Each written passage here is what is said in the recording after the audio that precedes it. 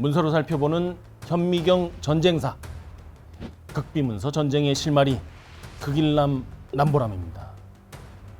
1980년 4월 30일 오전 11시 20분 기관단총과 수류탄 등으로 무장한 무장조직 6명이 런던 사우스 켄싱턴에 위치한 이란 대사관에 집결하죠.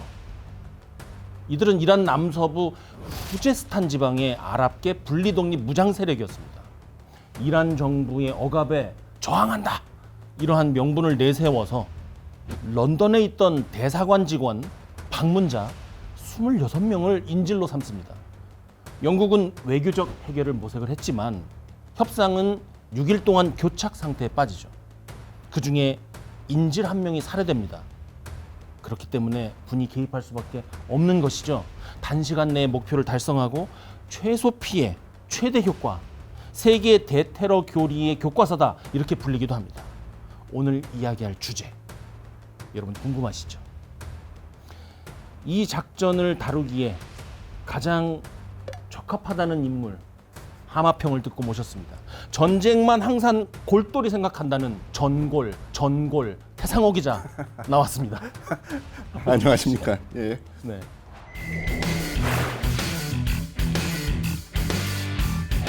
전골로 실제 불리고 있다고 제가 들었습니다. 아, 예. 그럼 너무 공격적인데 어찌됐든 제가 직업이다 보니까 예, 군사 작전, 특히 대테러 작전에 관심이 많습니다. 네. 예.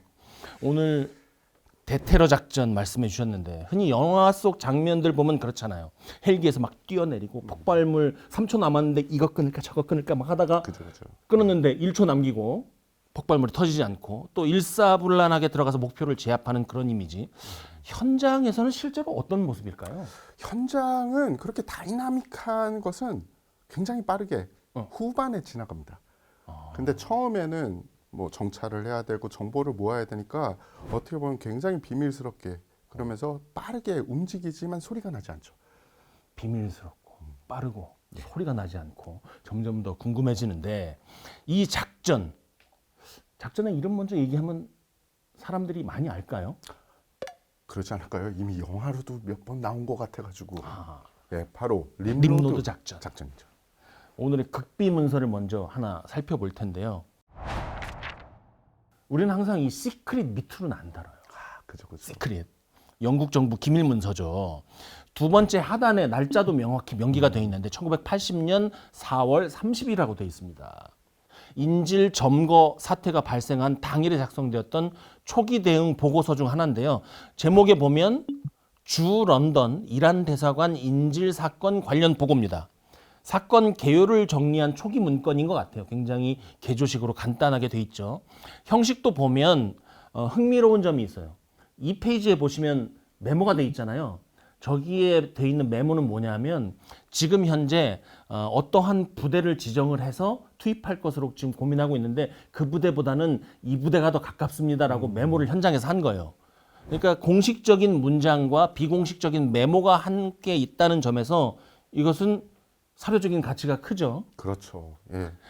여기 안에서 사건이 진행되는 리듬, 지휘체계의 반응 속도, 정보의 유통 경로까지 읽을 수 있다는 점에서 저는 굉장히 흥미로웠습니다. 이 보고서 아까 말씀드린 것처럼 단순한 상황 정리 문서가 아니라 초기 대응을 어떻게 할 것이냐 하는 정치적인 계산까지 있었다. 잠깐 말씀드렸는데 그 근거가 되는 내용들이 좀 있죠. 예. 조금 더 자세히 살펴보면 사건이 발생한 시간과 장소, 인질로 잡혀 있는 사람들 쭉 나와 있습니다. 인질의 면면을 좀 살펴보면 경찰관이 있고 이란 대사관 직원들, 이란 대사관에서 근무하는 영국 직원 또 따로 분류돼 있습니다.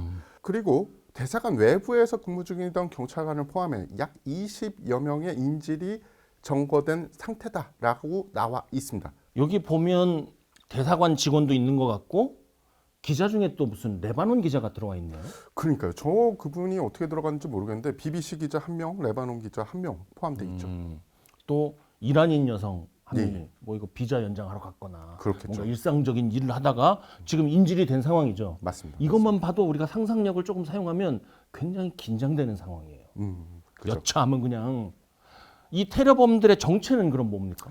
일단 문서에 적혀 있습니다. 음. 아라비스탄 출신이라고 되어 있는데요. 어허. 아라비스탄은 당시 이란으로부터 분리 독립을 하겠다고 주장하던 이란 내 지역명이에요. 아, 아라비스탄. 예, 그러니까 뭐 한국어로 치면은 어떤 도 하나가 우리는 계속 분리를 하겠다. 사실 쓰는 언어도 다르고 어. 문화도 다르니까 우리 독립시켜줘라고 했던 지역이 이란 내에 있었던 거죠. 문제가 원래 있었구나. 그렇죠.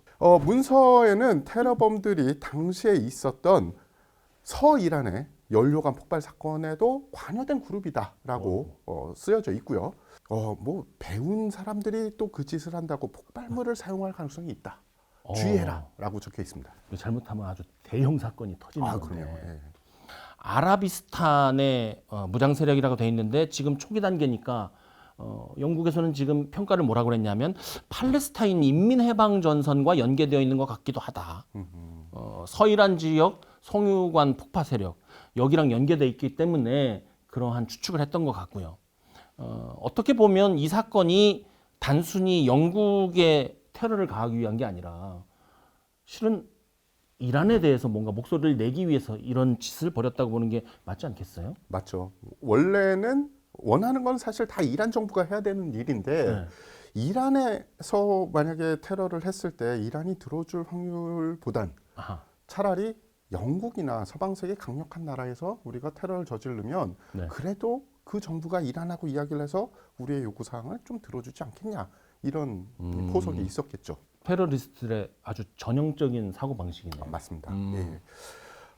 그래서 이 테러범들에 대해서 좀 조사를 해봤더니 박사님이 말씀하신 대로 아라비스탄 해방을 위한 민주혁명 운동 소속의 인원들이었습니다. 이들이 요구한 게 몇 가지가 있어요. 네.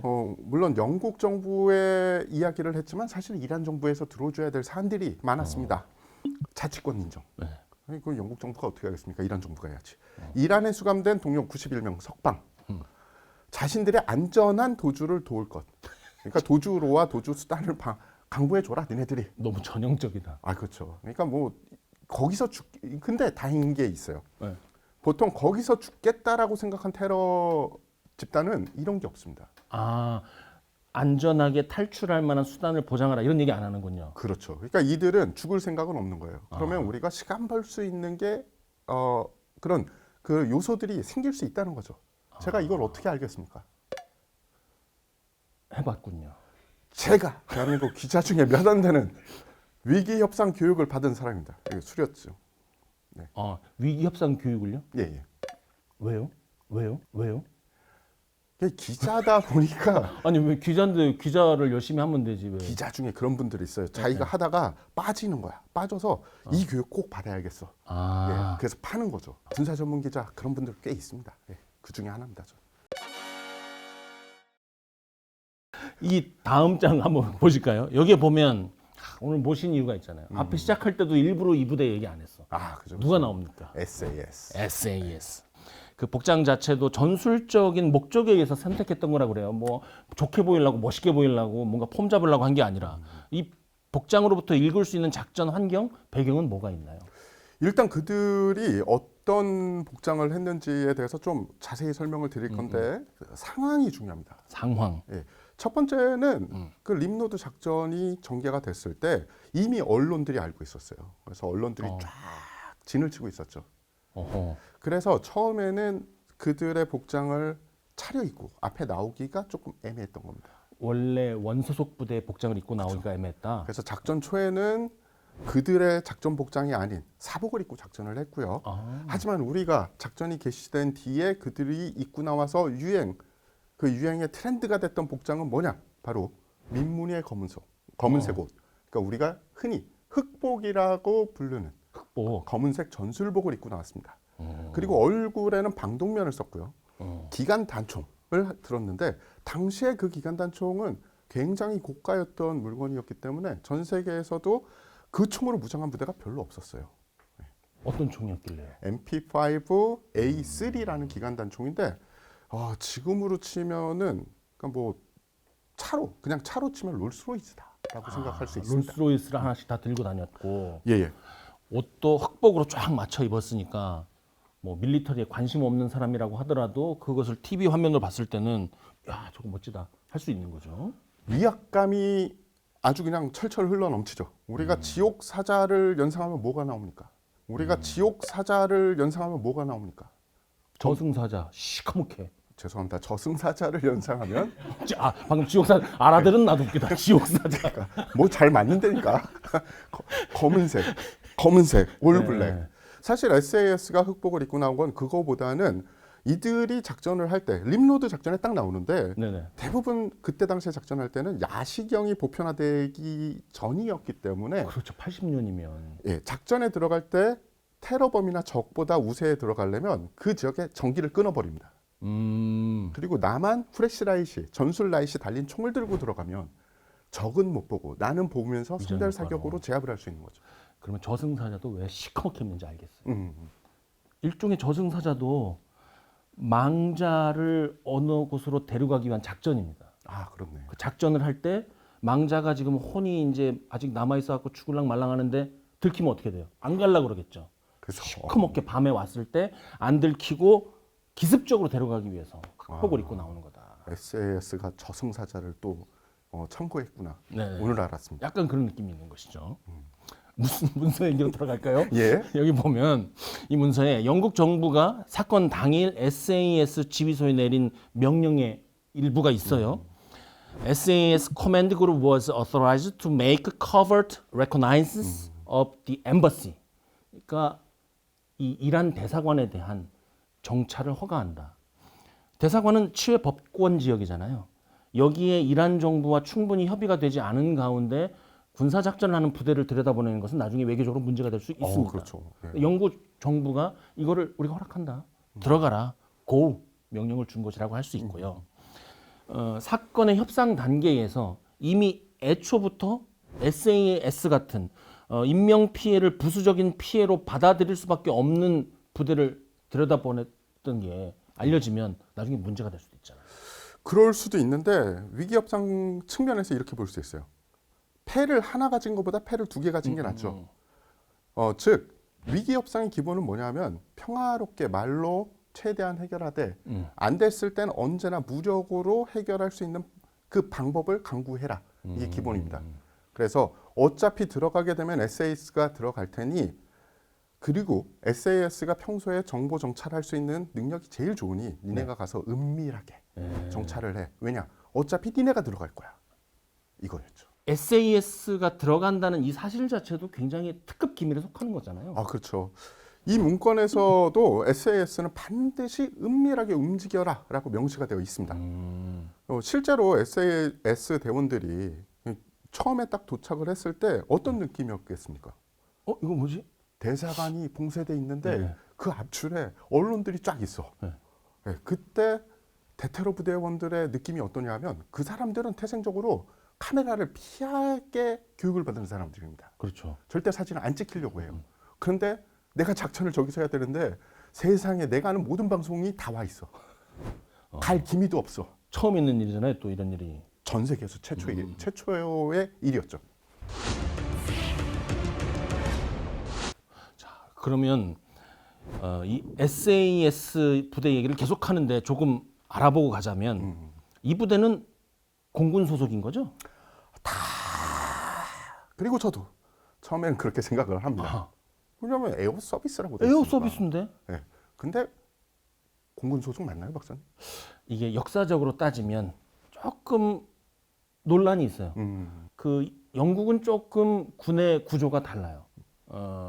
우리처럼 이제 육해공군 참모총장이 있는 것이 아니라 총참모부가 있고 합동 군 구조로 되어 있기 때문에 이 SAS 같은 경우에는 공군 소속이라기보다는 합동 군 구조를 가졌는데 이들이 주로 공수부대 작전에 처음에 많이 투입이 됐잖아요. 공군 소속은 아니다. 이렇게 볼 수 있을 것 같습니다. 이것도 좋은 상식이네요. 네. 그리고 SAS에 대해서 민간에 잘못 알려진 좀 잘못된 정보가 있어요. 뭡니까? 흔히 예전에 게임을 많이 하신 분들은 SAS라고 합니다. 사스. SAS를 붙여서 그냥 SAS 편하게. 제가 미국 캘리포니아에서 고공 교육을 받는 데에서 SAS 분들을 가끔 만나요. 그러니까 그건 또 왜 받았어요? 기자니까 어쩔 수 없죠. 뭘 자꾸 기사 예. 쓰기도 바쁜데 자꾸 교육을 받아. 그러니까요. 예. 다시 넘어가서 네네. 그래서 그 본인한테 물어봤습니다. 니네는 니네 자신들을 뭐라고 부르니? 네. 그랬더니 SAS 아니면 더 레지먼트. 더 레지먼트. 예, 그러니까 뭐 어. CIA를 더 컴퍼니라고 부르듯이 더 레지먼트 이렇게 좀 깔쌈하게 부르더라고요. 자부심이 있구만. 예, 그런데 한국 분들이 유독 붙여 있는 거를 그러니까 그 약자를 붙여 부르길 좋아해. 영국의 SAS는 본인들 사스라고 안 한다. 어쨌든 그 이 이란 대사관 인질 작전에서 SAS는 크게 명성을 떨쳤고 그 기원은 2차 세계대전 북아프리카 작전에서 시작이 됐지만 현대까지도 이어져서 현대전의 대테러 작전이다 하면 이 SAS 기억하는 분들이 많죠. 최정예 부대라고 할 수 있나요, 이 부대를? 자, 그러면 SAS가 얼마나 최정예냐? 이거 사실상 뭐 쉽게 판단할 기준 없잖아요. 최정예냐 얼마냐 너무 과찬 아닌가요? 그렇죠. 얼마나 최정예냐? 그래서 그런 것을 볼 때 우리가 기준점으로 삼는 게 하나 있습니다. 뭡니까? 수료율. 수료율. 즉 100명이 지원을 하면 네. 몇 명 정도가 맨 마지막에 수료가 되느냐.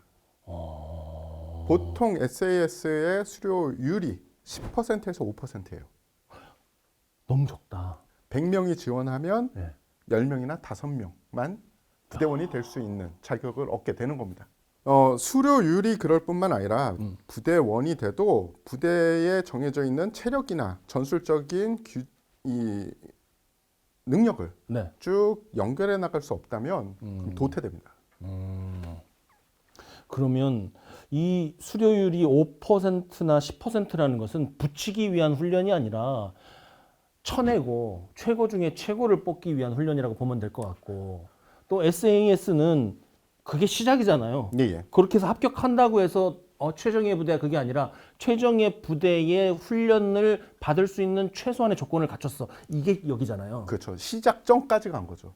시작점에서 끝나는 게 아니라 SAS 대원을 끝나는 날까지 네. 최정예의 기준이 계속 가는 겁니다. 즉, 한 번 테스트 통과했으니까 넌 그냥 우리 부대로 쭉 갈 수 있어가 아니라 네.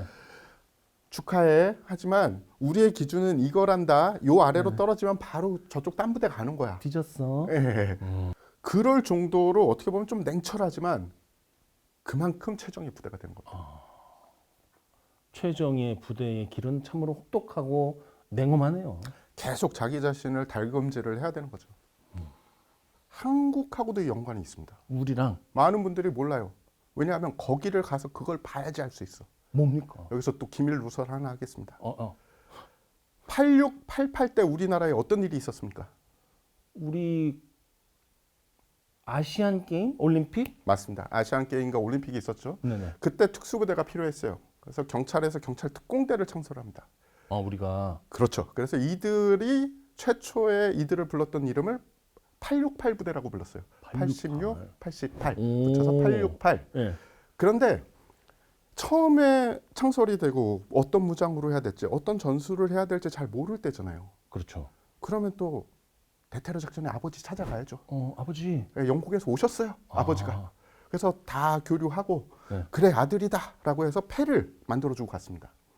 그래서 그 패가 서울경찰특공대에 가보면 딱 있어요. 그래서 SAS도 우리랑 연관이 없진 않다. 근데 거기서 교육을 받으셨다고 그랬잖아요. 그냥 뭐 저 기자인데 좀 저 좀 가르쳐 주세요. 저도 뭐 칼질 좀 해볼게요. 이러면 들어가는 건 아니잖아요. 까다롭잖아요. 들어가기. 제가 경찰특공대를 간 건 취재 목적이고 교육을 받은 건 아닙니다. 거기서 교육을 받은 건 아니고. 예. 네, 알겠습니다. 취재 갔다가 이렇게 쓱 본 거죠, 이러겠어요. 알겠습니다. 작전 얘기를 좀 해보죠. 작전이 실제로 어떻게 진행이 됐는가. 무력으로 어쨌든 진입하는 거잖아요. 이건 강제 작전입니다. 그런데 강제 작전을 한다고 하더라도 인질의 안전을 사전에 확보하는 것은 뭐 기본 중에 기본이라고 할 수 있겠죠. 일정한 기준이 있었을 듯한데 1980년대면 이 기준이 명확했을까? 뭔가 이들이 착안한 아이디어는 없었을까? 그런 데까지 생각이 좀 미치기도 합니다. 그렇죠. 그 작전을 진행하려면은 그런 절차나 아니면 규정이 명확해야 되는데 있었어요. 4월 30일, 그러니까 1980년 4월 30일 인질 사건이 발생이 됐죠. 그리고 5월 5일까지 이 진행이 되는데 네. 즉 6일간 총 작전이 있었고요. 5일 5일 동안은 포위하고 경기하고 있었고 맨 마지막 날 진입 작전이 실시가 돼서 이렇게 있다가 예, 대사관을 탈환하는 데 성공을 하게 됩니다. 그런데 인질 상황에서 우리가 꼭 지켜야 될 게 있어요. 네네. 대테러 작전을 크게 두 개로 나눠 볼 수 있는데 하나가 인질 상황, 또 다른 하나는 인질 상황이 아닌 상황이에요. 인질 상황과 인질 상황이 아닌 상황. 예, 변수는 인질이죠. 그러네요. 예, 그래서 인질이 있으면 그만큼 어려워지는 거예요. 명료하다. 그렇죠. 국가 지정 대테러 부대 중에서도 이들이 티어 1인지 그 최고의 최정에 특공된지 아닌지를 가리는 기준이 인질 구조 작전을 수행할 수 있는 능력이 있으면 최정예. 인질 구조 작전을 못하면은 최정예는 아니고 네. 2선급, 3선급으로 나뉩니다. 그만큼 인질이 변수인데 인질 구조 작전에선 인질이 다치면은 그 작전은 망했다라고 볼 수 있는 거예요. 뭐든지 최우선은 인질입니다. 그리고 인질을 구조하고 테러범들을 제압하기 위해서는 어떤 정해진 절차가 있는데 그것을 우리가 흔히 ICC라고 이야기를 합니다. ICC. 예, 즉 SAS가 투입되기 전에 그 ICC 절차가 숨가쁘게 런던 경찰에 의해서 진행이 됐어요. ICC는 한마디로 이야기를 하면 왜 우리 범죄 현장이 벌어지면 범인이 도망가지 않게 경계망을 형성하지 않습니까? 그렇죠. 원점 봉쇄를 하죠. 맞습니다. 군사작전이나 뭐 이 범죄나 똑같이 원점 봉쇄 혹은 경계망 형성을 하죠. 네. 거기에 쓰이는 원칙인데 영어 단어 세 단어의 이 줄임말로 보시면 돼요. ICC라고 하셨잖아요. I, isolate, C. 분리시키는 거고, cordon, 즉 경계하는 거고, 나머지 하나 C는요? contain, 예, 봉쇄하는 겁니다. 즉 내가 이 정도 지역을 딱 정해놓을 테니까 우리 허락 없이는 그 누구도 들어오고 나갈 수 없어. 그런데 거기에는 전화, 무전, 무선, 데이터 다 마찬가지야. 물리적인 것뿐만이 아니라 눈에 보이지 않는 모든 것을 다. 그렇죠. 그럴 때 사실은 림노드 작전은 조금 힘든 작전이에요.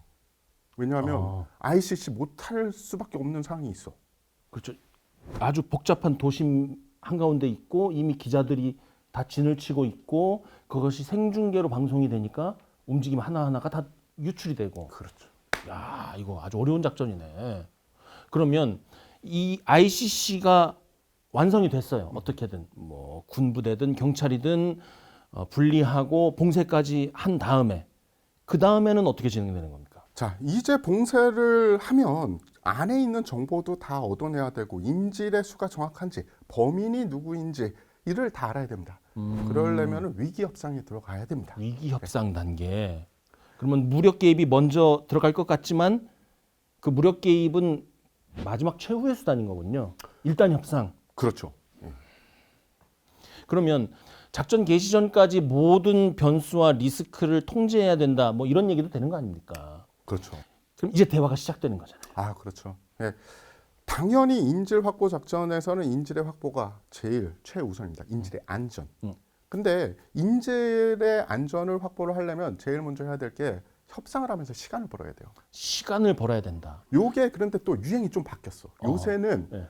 대테러 부대들이 하도 협상을 하면서 시간을 버니까 영화에 보면 맨날 그러잖아요. 네, 그래서 요새 테러범들은 지금 림노드 작전처럼 하면 안 돼. 왜냐하면 이들은 협상하는 시간을 벌 거라는 걸 알기 때문에 그 시간에 사람들을 죽여요.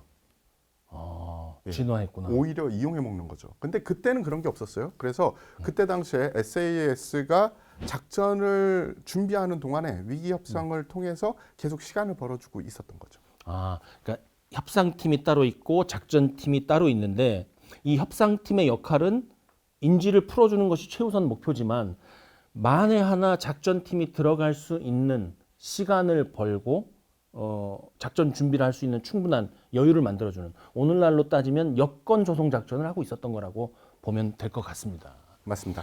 그러면 이제 구체적인 방법들이 있을 거 아니에요. 협상팀과 인질법을 잡고 있는 테러범들이 진심으로 소통하게 만들려는 어떤 노력이 있어야 되지 않겠어요? 당연히 있어야죠. 위기 협상을 교육받을 때 제일 먼저 듣는 이야기 그리고 제일 먼저 가르쳐주는 이야기가 뭐냐면 노라고 얘기하지 말아라. 왜 영화에서도 몇 번 나왔죠. 그렇죠. 그 이유가 그렇다고 모든 거 들어줄 수는 사실상 없어요. 네. 물리적으로도 불가능하고 이론적으로도 불가능하죠. 하지만 극단적인 대답을 피하는 거예요. 극단적인 대답을 피한다. 상대의 기분을 나쁘게 하지 않는 거죠. 그러면서 그와 신뢰 관계를 얻어야 돼요. 그때 당시에는 대사관을 봉쇄하면서 처음에 전화선 모든 걸 다 끊었기 때문에 소통을 하려면 네. 협상팀이 준 전화기를 이용하는 방법 말고는 없었습니다. 아, 협상을 위해서 별도로 연결할 수 있는 전화를 갖다 줬군요. 그렇죠. 지금으로 치면은 그러니까 쉽게 이 전화기에 대해서 표현을 하자면 왜 우리 이 삐삐선이 달린 군용 전화기 같다 생각을 하시면 됩니다. 이렇게 해서 저 양방향으로만 소통이 되는. 그렇죠. 여기서 돌리면 저쪽에서 또로록, 저쪽에서 돌리면 이쪽으로 또로록. 맞습니다. 자, 그런데 그 전화가 그냥 일반 전화면 사실은 뭐 재미없죠. 그리고 네. 우리가 정보를 많이 얻을 수 없잖아요. 아, 일반 전화가 아니에요? 아닙니다. 뭐야? 그 안에 장치가 돼 있어요. 즉 도청기가 24시간 계속 작동이 돼요. 그래서 뭐 그럴 수 있겠죠. 그리고 선이 연결돼 있잖아요. 네. 그러면 그 범인이 그러니까 테러범이 전화를 들고 다른 층으로 이동하든지 깊숙이 들어가면 선이 몇 미터가 풀리는지가 다 보이는 거예요. 야. 그래서 어느 정도 깊숙이 들어가 있다, 어디다 이런 걸 대강 알 수 있는 데다가 도청기가 달려 있기 때문에 이 사람들이 그렇지 않습니까? 자신들이 처음엔 경계하던 물건이었는데 조금 익숙해지면 그거 놔두고 서로 얘기하잖아요. 그렇죠. 원래 우리 이름 얘기하면 안 되는데 네네. 막 하다가 무슨 뭐 우리끼리 싸울 때 이야기하지 않습니까? 절대로 그건 노출되면 안 되는 정보인데. 그렇죠. 그 테러범들이니까 내부에서 또 의견 충돌이 있을 수 있잖아요. 그런 게 정보가 싹 다 들어갔습니다. 그 협상 과정에서 테러범이 갖고 있는 습관이라든지 출신이라든지 이런 거 확인하는 것만으로도 그 이후에 누가 주도권을 쥐느냐 이게 큰 영향을 미치는데 그것이 가능했겠네요. 그렇죠. 어마어마한 거죠. 자, 그러면 우리가 결과적으로는 무력 개입이 강제 진입이 들어간 것을 알고 있잖아요. 예. 협상에는 실패했다는 얘기네요. 이게 위기 협상이 전술팀이 결국 진입을 해서 사건을 해결했다고 해서 위기 협상 팀이 실패를 했다고 이야기하기도 그래요. 왜냐하면 위기 협상의 목적이 아까 말씀드린 것처럼 평화적으로 해결하겠다라는 한 개의 목적만 있는 게 아닙니다. 위기 협상을 통해서 전술팀이 들어갈 수 있는 모든 정보를 주면 그건 성공한 위기 협상이에요. 그래서 전술팀이 잘 끝내주잖아요. 네. 그럼 위기 협상도 정말 잘한 겁니다. 자, 그러면 협상 조건을 제시를 일단 했을 거 아니에요. 그리고 영국 측은 그 협상 조건에 응할 수는 없는 거고 뭐든지 예스 할 수는 없으니까. 하지만 극단적으로 안 된다고는 안 하고 고려해 보겠다. 좀 더 다른 조건을 한번 얘기하면 고민해 보겠다. 나에게 결정 권한이 없다. 이런 식으로. 그렇죠. 영화 보면 항상 그렇게 하잖아요. 그때 마지막으로 할 수 있는 테러범이 제일 빡쳤을 때 하겠는 거는 인질을 살해하겠다는 협박일 거 아니에요. 그렇죠. 그런 일이 실제로 있었을 것이고 어떻게 진행되나요? 예, 실제로도 우리의 조건을 몇 월 며칠까지, 그러니까 뭐 며칠 내에 해주지 않으면 우리는 인질을 살해를 할 수밖에 없다라는 그런 조건을 걸었고, 그리고 그걸 실행을 하게 됩니다. 그래서 인질 한 명을 살해를 하고 대사관 밖에 던져놓게 돼요. 이것이 바로 SAS 투입의 직접적인 계기가 됩니다. 인질이 살해되었다. 전 세계의 언론들이 전부 쳐다보고 있다. 최종 결정을 할 권한은 결국 대빵에게 있는 거 아니겠습니까? 그렇죠. 예. 이거 마지막에 도장 찍은 게 그럼 누굽니까? 마가렛 대처, 영국 대처. 수상이죠. 대처해라. 예. 자, 가라. 예. 네. 그래서 작전팀은 작전 개시 1시간 전에도 네. 모형 건물 안에서 최종 리허설을 하고 있었습니다. 그런데 이 상황이 급박하게 된 거죠. 왜냐하면 인질이 살해를 당했으면은 그들이 정해놓은 제한선이 있거든요. 쉽게 말씀드리면 인질이 아무도 안 다치면 계속 리허설을 해라. 네. 예행 연습을 해라. 인질이 한 명 살해 당했을 땐 이 행동을 해라. 인질이 2명 살해 당하면 이 행동을 해라. 이런 기준이 다 있습니다. 그렇죠. 그리고 군사적으로 결심 조건이라고 그렇죠. 합니다. 자, 그러면 한 명이냐 두 명이냐 기준이 좀 어떤 기준이었냐라고 그렇죠. 볼 수 있죠. 네.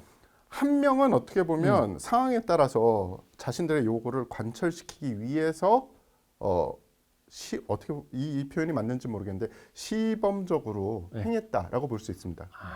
근데 두 명이 되면 두 네. 명에서 세 명으로 가는 건 굉장히 짧아져요.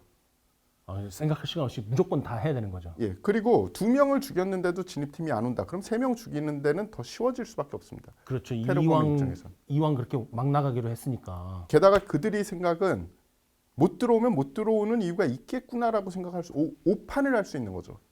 그리고 흥미롭다. 영국 정부가 처음에 판단한 것은 만약에 초기 단계에서 진입 작전이 벌어지면 네. 성공할 확률은 높지만 인질들의 60% 정도가 희생당할 가능성도 있다라고 판단을 했습니다. 그럼 완전 실패잖아요. 그런데 또 다른 판단은 하지만 이 후기에 그러니까 날이 가면 갈수록 작전의 성공률은 높아질 수도 있다. 근데 수도 있다요. 수도 있다. 예. 알 수 없는 거죠. 그건. 그렇죠. 왜냐하면 우리가 작전을 준비하는 만큼 범인들은 방어를 준비하게 됩니다. 맞아요. 시간을 너무 많이 주면. 대테러 작전은 빨리 끝날수록 좋아요. 그렇죠. 이게 길어질수록 국가가 안아야 될 정치적인 부담을 계산할 수가 없게 됩니다. 그러면 이제 실전 단계가 들어가는 거죠. 이제 작전이 개시가 됩니다. 작전명이 일단 독특해요. 1980년 5월 5일에 작전이 개시가 된 거 아니에요. 근데 이 림노드 이거 뭐 뜻이 뭡니까? 그래서 저도 찾아봤더니 네. 성경에 나오는 이름이라고 하더라고요. 성경에 네. 창세기를 보면 용사가 된 최초의 사람이라고 묘사가 돼 있어요. 혹은 누굴까? 용감한 사냥꾼. 용감한 사냥꾼, 인질 구출 작전과 굉장히 어울리는 용어라는 생각이 드는데 어쨌든 시간을 벌어서 최초 사건 발생일로부터 한 일주일 정도는 안 되지만 충분히 작전 준비를 할 시간이 있었을 것 같아요. 명령이 떨어져서 움직인 것이 아니라 조건이 달성되었기 때문에 결심 조건에 이르렀기 때문에 바로 액션을 취했다는 것은 그 이전까지 언제라도 들어갈 수 있는 준비가 맞춰졌다는 것이고 그것은 계속해서 정밀한 리허설, 사전 검증, 첩보 수집을 하고 있었다는 얘기네요. 예, 말씀하신 대로 SAS는 명령이 떨어지기 훨씬 전부터 정보를 득해서 아주 치밀하게 도립 연습을 반복을 하고 있었어요. 영국 정부는 또 정부대로 성공적인 작전을 위해서 거의 1대1로 그 대사관 내부 세트를 꾸며준 겁니다. 세트를 그러니까 거의 영화 보면 우리 세트가 정말 현실스럽잖아요. 그렇죠. 그거랑 거의 그대로 해줬는데 그럼 세트를 어떻게 만들었느냐? 네. 설계, 도면, 청사진 이런 거 입수할 수 있는 정보는 다 입수하고 네. 요 정도 스테이지에서 제일 중요해지는 사람이 3명 있습니다. 3명. 예. 대사, 총영사, 무관. 그렇죠. 정치적으로는 그런데 네. 작전적으로는 아니에요.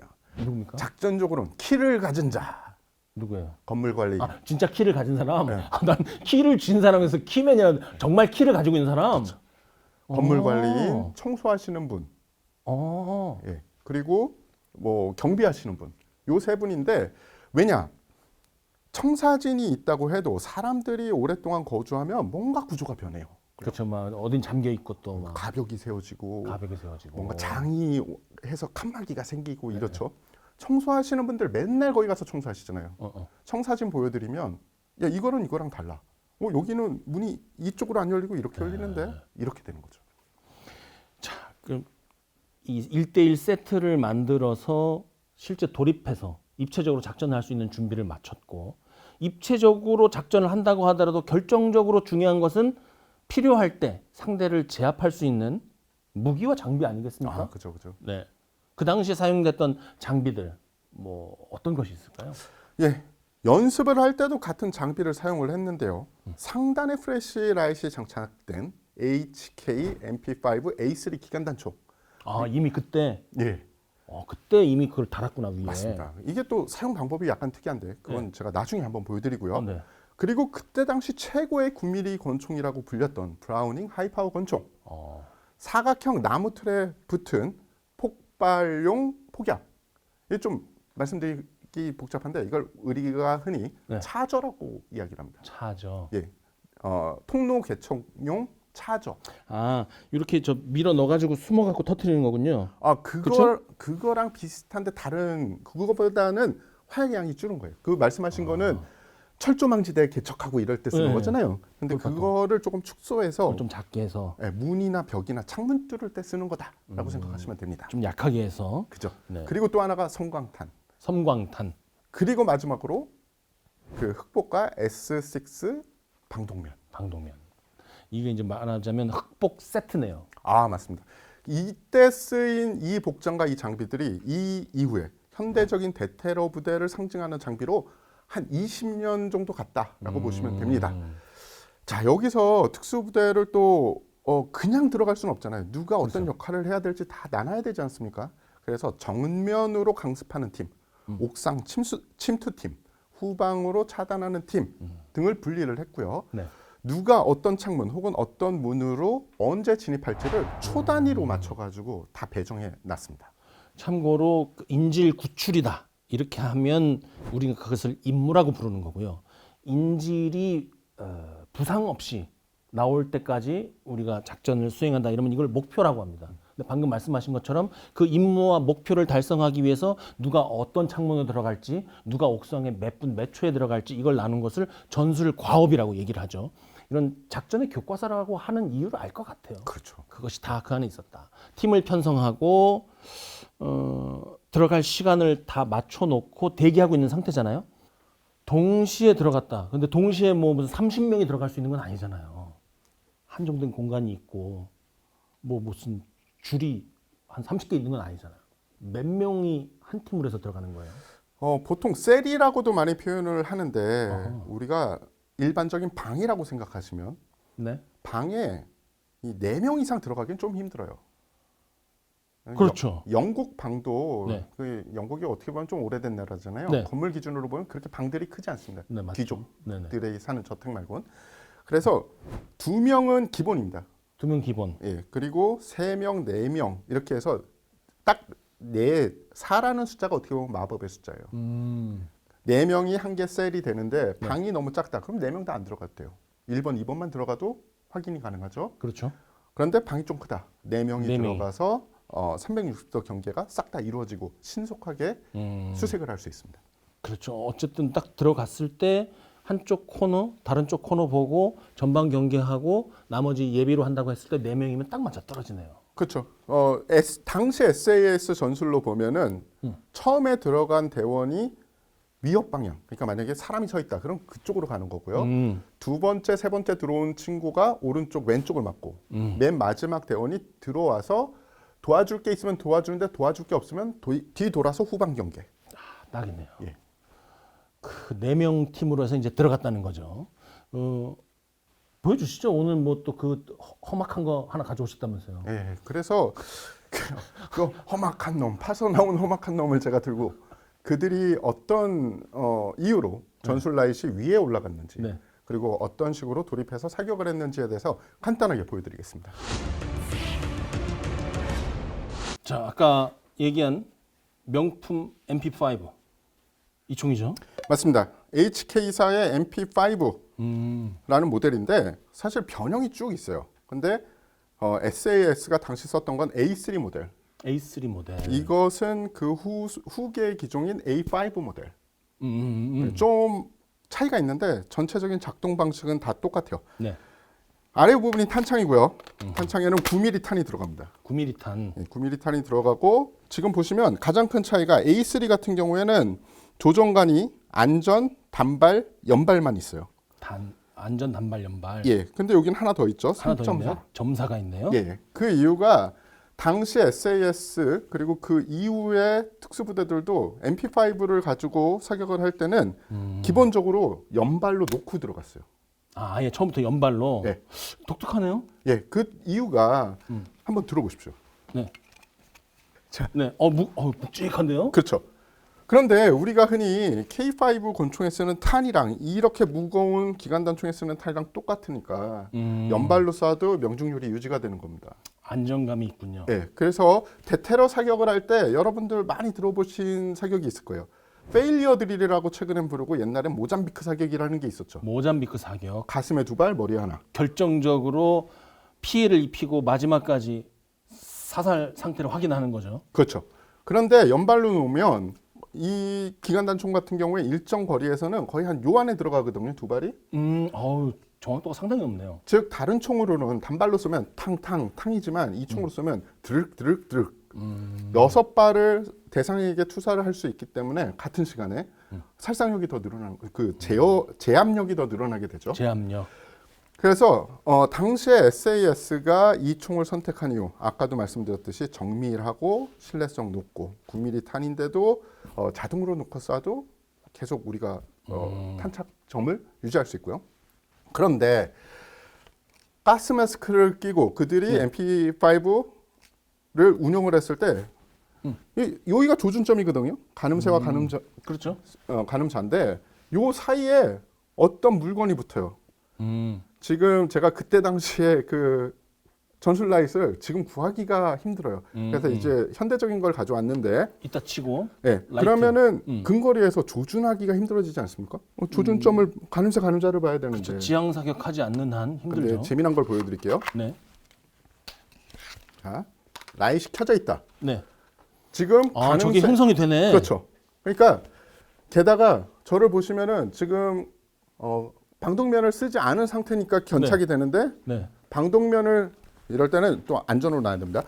방독면을 쓰면은 견착이 힘들어요. 이 상태에선 지향하고 그냥 원점만 보고 사격을 하면 됩니다. 네. 그에다가 네. 림로드 작전이 실시가 됐을 때 전원을 다 차단했어요. 아, 그럼 더 잘 보이겠네요. 그렇죠. 들어가서 전원이 차단된 상태에서 제가 들었을 때 테러범이 저를 쏘려고 하면 일단 눈뽕 한번 맞는 거고. 아, 방금 눈부셨어요. 아주. 네. 누군가 뭔가 저에게 뭔가 대응을 하려고 일어섰다. 그럼 그쪽부터 보는 거죠. 그래서 봐서 총을 들고 있다. 그럼 드륵. 궁금한 게 해결된 분들이 많을 거예요. 아마 영화 보면서 그 생각 많이 했을걸요, 사람들이. 저거 어두운 데서 라이트 키면 내 위치만 드러나는 거 아니야? 저거 뭐하러 켜? 그렇죠. 하는 사람들이 많거든요. 저걸 차라리 끄고 조용히 가서 쏘지 않나요? 그런 전술인데 요새 분들이 헷갈리는 게 그때 당시에 야시경이 보편화돼 있지 않았어요. 특히 테러범이 야시경을 가지고 들어올 확률은 없죠. 그렇기 때문에 강력한 전술 라이트를 가지고 미리 선제압을 하고 그리고 확인해서 사살한다. 굉장히 괜찮은 전술이었습니다. 강력한 그게 핵심이군요. 그래서 이 방이 껌껌한 방이라고 생각하시면 아까 네. 말씀드렸던 저희가 방 안으로 돌입을 한다. 네, 돌입한다. 그럼 제가 견착할 필요도 없어요. 이 상태로 네. 문을 열고 들어가면 네. 저쪽 카메라 감독님 계시는 곳이 저기다. 카메라 저기다. 감독님이 테러범이야. 네. 그러면 1번은 테러범 쪽으로 가서 사격을 네. 합니다. 드륵 사격을 하면 2번은 들어가서 오른쪽 왼쪽 오른쪽으로. 아무데나. 네. 3번은 또 이 반대쪽으로. 서주고 4번이시면은 딱 와서 저 앞에 1번이 잘하고 있어. 그러면 뒤돌으시겠죠. 뒤돌아서 여기서. 네. 네. 그래서 문 밖에 경기하신다든지 아니면 거기 계시면 됩니다. 네. 그래서 기본적으로 한데요. 기본적으로 이런 방식으로 50개 방을 다 친 거예요. 근데 거기에 계단이 또 있어. 계단이. 네. 그러면 그거를 그 소수의 인원이 1층부터 5층까지 다 가보는 거예요? 그렇죠. 굉장히 체력이 그래 많이 필요하겠네요. 그렇기 때문에 팀을 여러 팀으로 나눈 겁니다. 탑다운 위에서 아래로 공격하는 팀, 아래에서 위로 올라가는 팀. 그리고 분명히 중간에 경계선이 딱 있었을 거예요. 병력이 너무 합치지 말라고. 그러면 그렇게 하려면 동시다발적으로 들어갈 수밖에 없겠네요. 그렇죠. 왜냐면 밑에서부터 위로 올라가는 모래식 작전을 한다. 그러면 계속 테러범들 도망가면 밑에서부터 하나하나 방 다 보다가 시간 다 흘러갈 거 아니에요. 그렇죠. 동시에 가야 잡을 보통 수 있으니까.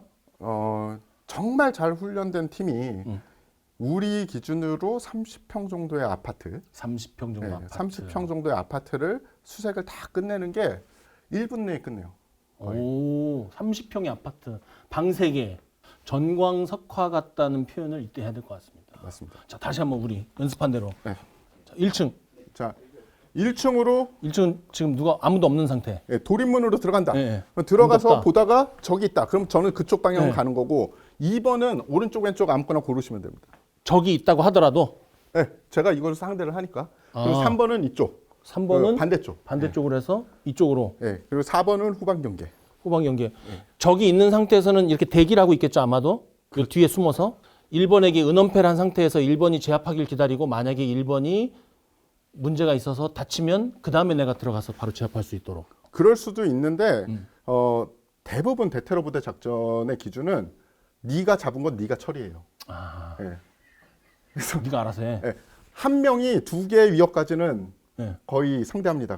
그러니까 제가 들어가서 딱 이러고 있는데 뒤에서 뭐 도와줄 필요가 없을 때는 안 도와주는 게 맞는 그럼 거죠. 4번은 뭐 이렇게 이러고 있는 거예요? 그래도 되는데 후방에서 또 적이 나올 수 있으니까. 아, 그러니까 이렇게 알겠습니다. 당시에는 이렇게 붙어 있지는 않았고 후레쉬라이트이 이렇게 위에 떠 있었어요. 그런데 좀 기준을 잡았겠죠? 살짝 낮춰서. 알겠습니다. 그리고 사실 1층이랑 5층은 다르잖아요. 1층은 건물로 들어가는데 네. 창문으로 들어오면 네. 또 다를 거예요. 그 5층에 대한 원리는 똑같아요. 원리. 욕심이 많아. 내가 보니까 저쪽을 써야 돼. 자, 욕심이 많아. 녹화 자 봐봐요. 이 녹화 시간이 1시간에 끝내기로 했음에도 불구하고 네. 2시간 동안 녹화를 하는 테러리스트와 같은 PD가 있다. 아, 그럼 어떻게 해야 됩니까? 어디 여기서? 있습니까? 저기 있네요. 아, 일단 카메라 뒤에 장전. 장전을 해야죠. 단발입니까? 연발입니까? 아, 연발이지. 무조건 연발로. 네. 일단 탄이 가득 있나 확인하고. 가득 있나 확인하고. PD가 지금 2시간을 녹화를 해버렸어. 네. 어떻게 합니까? 들어가자마자. 들어가자마자 네. 그냥 바로 갈겨버린다. 2번, 3번도 필요 없죠. 같이. 쫙 일렬로 서서 마지막 말 이런 것도 필요 없어. 2시간 죽여. 다다다다다다다. 예이! 예. 친구가 지금 나 지방에서 와서 기다리고 있는데 아시는 분이 이랬어.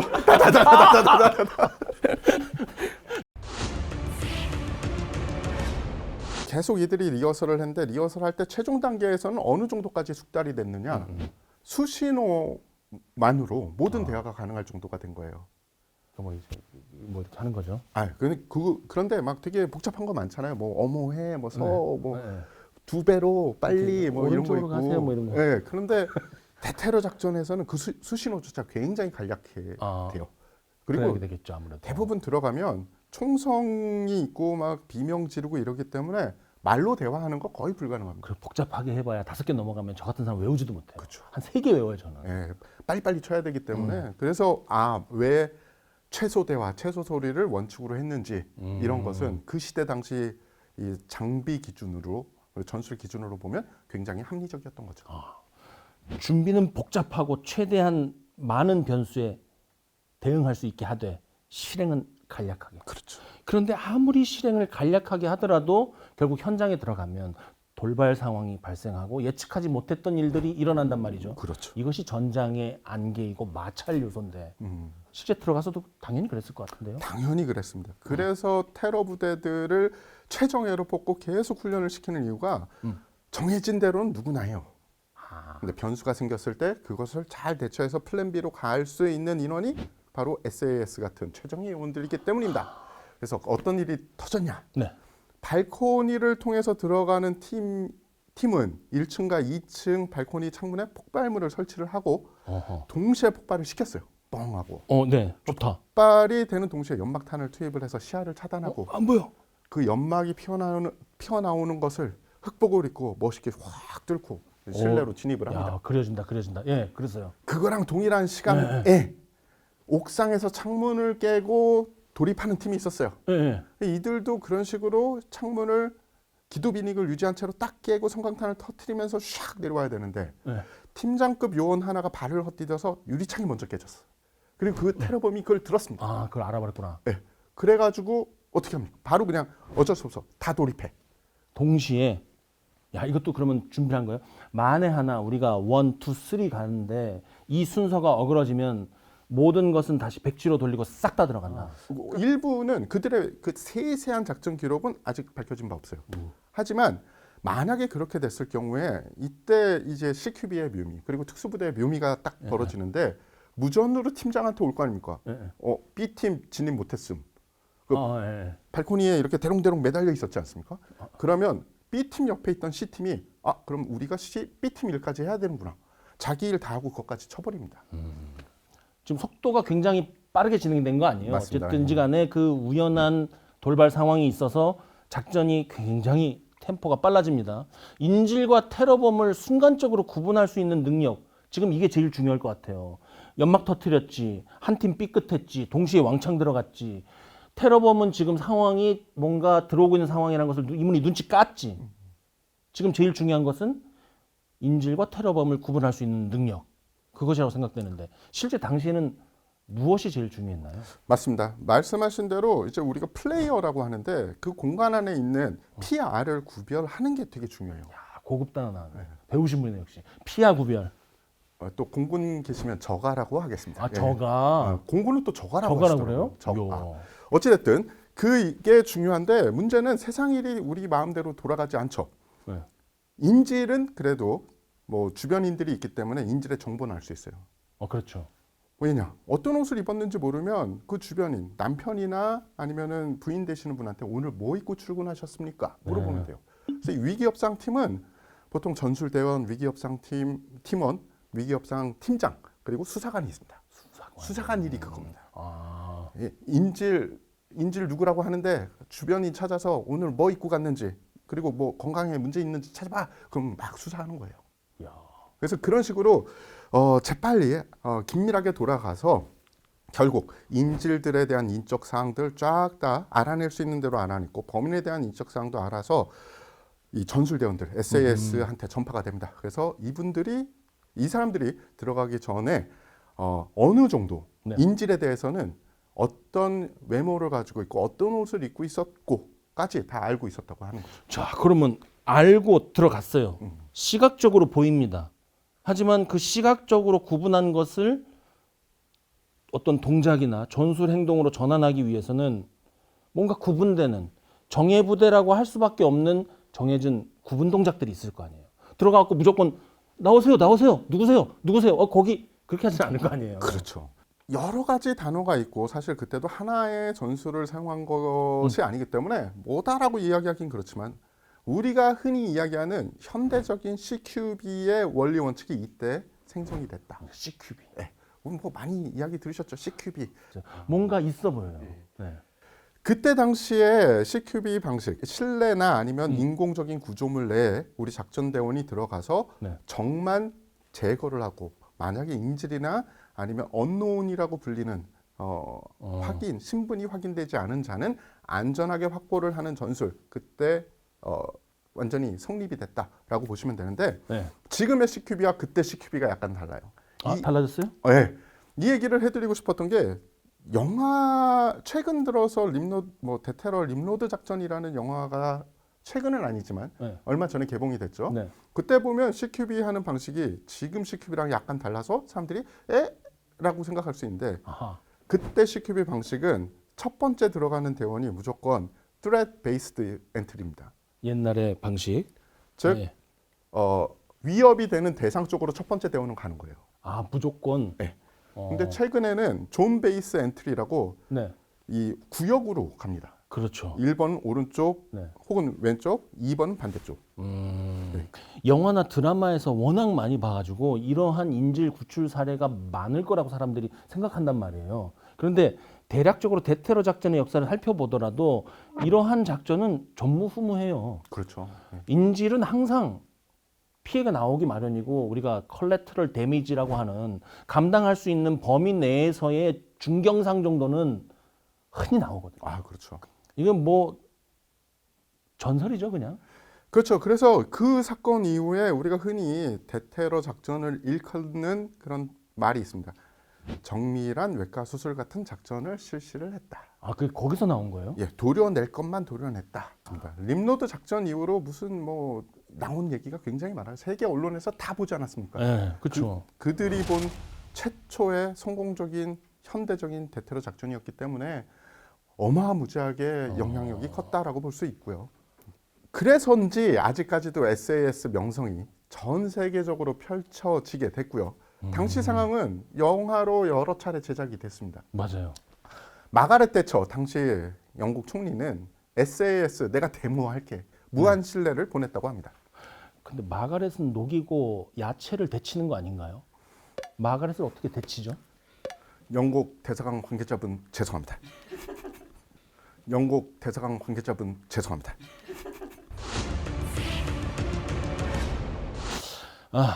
이 림로드 작전 좀 더 얘기를 해봤으면 좋겠는데요. 우리가 마련한 별도의 코너가 있잖아요. 시크릿 분석. 예. 네. 최대한 상대를 당황시켜라. 네. 그래서 오늘 이제 전골 선생님이 나오셨는데 우리 전골 선생님은 이 림로드 작전이 실패했다면 인질을 1명 죽여서 내보내야 돼. 2명 죽여서 내보내가지고 진입할 시기를 놓쳐갖고 1명 죽으면 들어가기로 했는데 2명이 죽었습니다. 하다가 작전이 완전히 망했을 가능성이 있다고 보십니까? 그랬을 수도 있죠. 사실은 성공한 대테러 작전도 있는데 망한 대테러 작전도 수없이 많습니다. 아, 그렇죠. 예. 그런데 대테러 작전이라고 하게 되면 대부분의 모든 작전들이 전 세계 이목이 집중된 작전이에요. 그리고 1개 국가가 아니라 적어도 2개 국가 이상의 관계자들이 관여된 작전이죠. 네. 즉 작전이 망하게 되면 우리 국가의 위신이 달린 겁니다.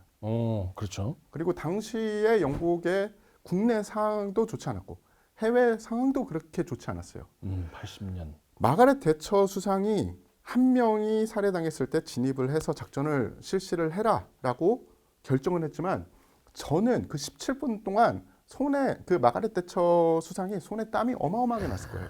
네. 그 뒤에 성공했다는 얘기를 듣고 이때 딱 그러셨을 거예요. 내가 니들 엄마다. 데모를 해주겠다고. 알겠습니다.